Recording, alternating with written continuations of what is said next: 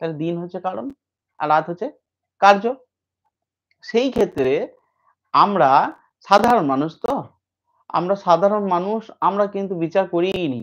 যে দিনের পরেই যখন রাত হচ্ছে, রাতটা পরে হচ্ছে আর দিনটা আগে হচ্ছে। তাহলে নিশ্চয়ই দিনটা কারণ আর রাতটা কার্য। এখানেই বিজ্ঞানগতভাবে দিক থেকে আমাদের ভুল হয়ে যাচ্ছে। আমরা সাধারণ মানুষ আমাদের কাছে দূরবীন-ফূরবীন নাই। আমরা এরকমভাবেই বিচার করি। তো আমরা পড়াশোনা করে জানতে পারলাম যে দিনের আর রাতের আগেও দিন হয় না, দিনের আগেও রাত হয় না। মানে একে অপরের পরিপূরক। এরা সহ-পরিবর্তন। এরা একটা কারণের ফলে হয়। কারণ হচ্ছে পৃথিবীর আবর্তন গতি, পৃথিবীর আহ্নিক গতি। পৃথিবী ঘুরছে আর তার জন্য দিন হচ্ছে যে জায়গাটা সূর্যের সামনে আসছে সেই জায়গাটা দিন। যে জায়গাটা সূর্যের বিপরীতে থাকছে সেই জায়গাটা রাত। তাহলে মূল কারণ হচ্ছে পৃথিবীর আবর্তন গতি। কিন্তু আমরা ভুল করে দিনকে রাতের কারণ, আবার কেউ রাতকে দিনের কারণ বলছি, দিয়ে ভুল করছি। সেইজন্য যুক্তিতে দোষ ঘটিচ্ছে। এবার তাকে বলা হয় স্বকার্যের একটিকে অপরটির কারণ বলে মনে করা দোষ। ঠিক তেমনি মন্দ উপমা যুক্তিও ওইভাবে দেখো বোঝানো আছে, ওইগুলো দেখো। আ আর থাকবো না, অনেকক্ষণ থাকলাম, ১ ঘন্টা পেরিয়ে গেল দেখো। পেজ ২২৩ এ দিয়ে থেকে অর্থবার্তা দুটোই আলোচনা করুন। মন্দ উপমা যুক্তি মানে তুলনা করতে হবে মন্দ উপমা যুক্তিতে সহজভাবে বলতে গেলে যে উম মানে একটি বিষয়ের সঙ্গে আরেকটি বিষয়ে কয়েকটি বিষয়ে সাদৃশ্য দেখে যদি সেই বিষয়ের সঙ্গে সেই বিষয়ের সাদৃশ্য অস্তিত্ব অনুমান করা হয়। যেমন মানে বিশেষ কতগুলি বিষয় দেখে সামান্য মানে বিশেষ দৃষ্টান্ত উপনীত হওয়া। মানে ধরো দেখা গেল যে তোমরা আ ওইদিকে তোমাদের কাউকে আমার মতন দেখেছো দিয়ে বললে যে এটা অরূপ স্যারের মতন লাগছে। হুম? তো দেখেছো যে আমার মতন তাদের এই চশমা, আমার মতন তাদের এই জামা, আমার মতো তাদের মাথাটা।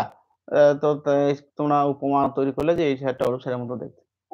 এইটা হচ্ছে উপমা যুক্তি। এই তোমাদেরকে ভালো উপমা হয়, মন্দ উপমা হয়। এগুলো একটু দেখে নেবে ওই বড় ভিডিও তো করা আছে বাবা, একবার দেখে নাও। হ্যাঁ? আ আমি আবার পরের দিন আসবো। আজকে আর লাইভে থাকছি না। হ্যাঁ? সবাই চলে গেছো। আর তো নাই কেউ। ওই কজন ৪-৫ জন আছো। ঠিক আছে? উম কি দিয়েছে? শিক্ষিত ব্যক্তিরা সংখ্যায় খুব কম নয়।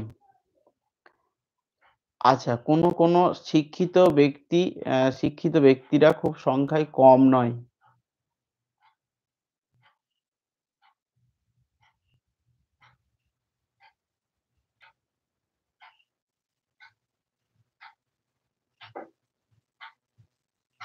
কোন শিক্ষিত আইবচন, কোন শিক্ষিত ব্যক্তি হয় ব্যক্তি।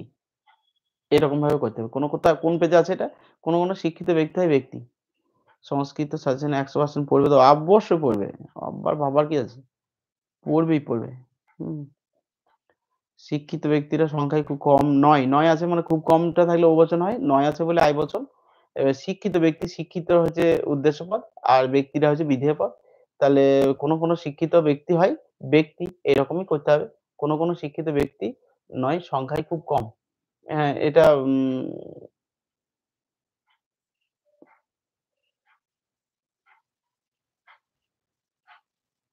৩ জন আছো নাকি লাইভে? ৮ জন আছো। আর থাকলে হবে না।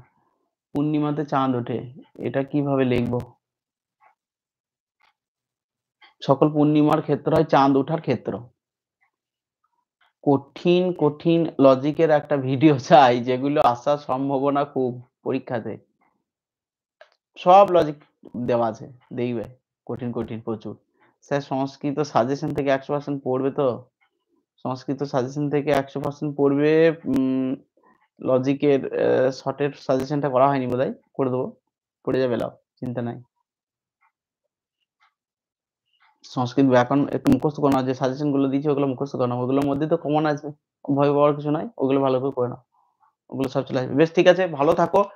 আবার কোনো একদিন লাইভে আসবো। কবে আসবো বলতে পারছি না। ঠিক আছে। সকলকে ধন্যবাদ। খুব মন দিয়ে পড়াশোনা করো। আজকে অনেকক্ষণ থাকলাম। তোমাদের পড়াশোনা অনেকটা নষ্ট হইলো যারা পুরোটাই আছো। বর্ষা আবার কি বললে লাস্টে? স্যার আমি আপনার ভিডিও দেখে ফিলোজফিতে সব করেছি নিজেই। গুড, ভালো লাগলো। বেশ ঠিক আছে। হ্যাঁ, সবাই ভালো করে পড়ো। ধন্যবাদ। সবাইকে ধন্যবাদ।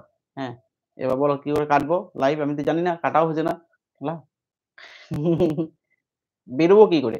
বলো? এই রে!